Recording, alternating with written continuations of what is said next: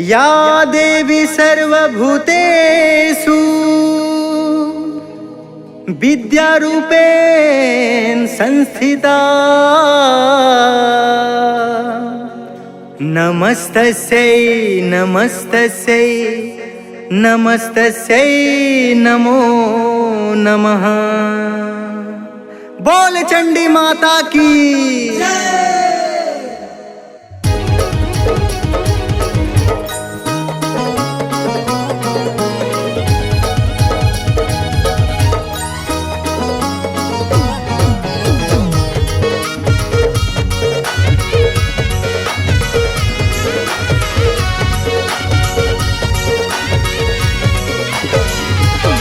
चंडी माई वो दुर्गा दाई वो चंडी माई वो दुर्गा दाई वो छुपा छुपा ताबे वो दाई मोरे अंगना झुपत नाचता बे वो दाई मोरे अंगना।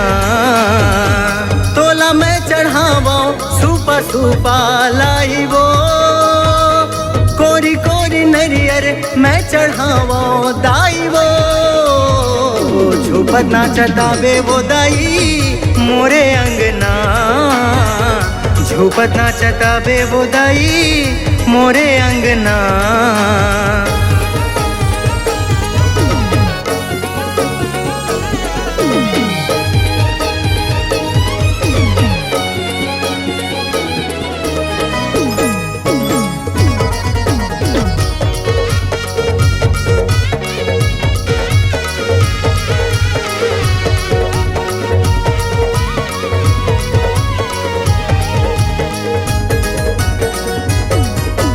जांजगीर के चंदवा बैगाला संगमा लेके आवे दाई संगमा लेके आवे दाई संगमा लेके आवे।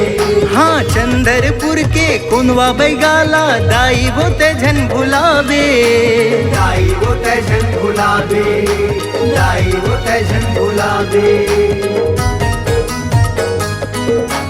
गाँव के ठाकुर देवता लसुमरो संगमा लेके आवे दाई संगमा लेके आवे दाई संगमा लेके आवे। डोंगरगढ़ बमलाईला दाई वो तेजन भुलावे दाई वो तेजन भुलावे दाई वो तेजन भुलावे। गरीब के कुटिया चरण मढ़ा दे दाई वो लाली लाली चुनरी मैं चढ़ावा दाई वो मारा तिलकारी आबे मोरे अंगना बाना धर के आबे वो दाई मोरे अंगना।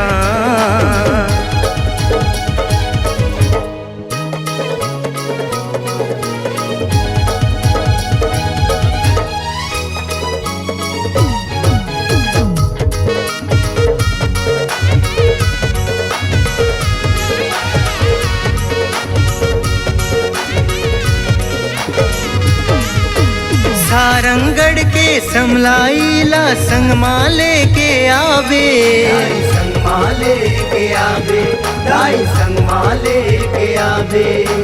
कोरबा के मड़वारा नीला दाई वो तेजन भुलावे दाई वो तेजन भुलावे दाई वो तेजन भुलावे। रायगढ़ के मोर बूढ़ी माईला दे देबे हमरो संदेशा दाई कह देबे हमरो संदेशा दाई कह देबे हमरो संदेशा।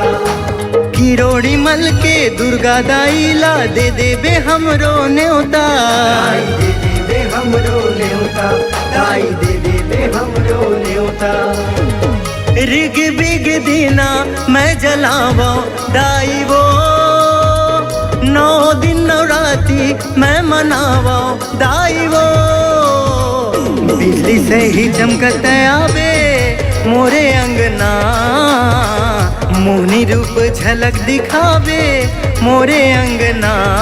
चंडी माई वो दुर्गा दाई वो चंडी माई वो दुर्गा दाई वो झुपा झुपा दाबे वो दाई मोरे अंगना पगवा में सवार होके मोरे अंगना, लाला लंगरू वाला लेके मोरे अंगना, सातों बहनी संग माँ आबे मोरे